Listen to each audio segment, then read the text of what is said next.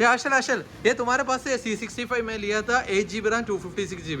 ये चेंज करके मेरे को ये 4G है, मेरे को 5G में अपग्रेड करने के, मैं गलती से लिया लेकिन मेरे को 5G चाहिए अभी। 5G मिलेगा?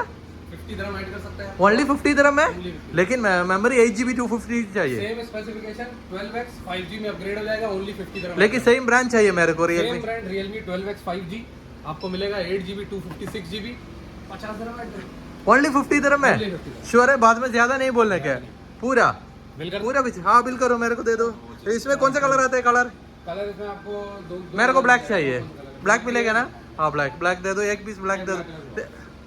അതിൻ്റെ അടുത്ത് 4GB 128GB ഏതാ നല്ലൊരു ഫോൺ ഉള്ളത്? നോട്ട് 50 റിയൽമി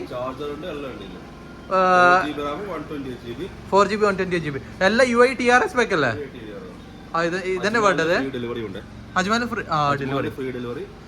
ഓക്കെ, അപ്പൊ അത് ഒന്നും എടുത്തോ. 4GB റാം 128GB 200 പ്രൈസ് എത്ര വരുന്നത്? 300 299 റംസിന് 4GB Ram 128GB. Okay thank you. ആ രണ്ടും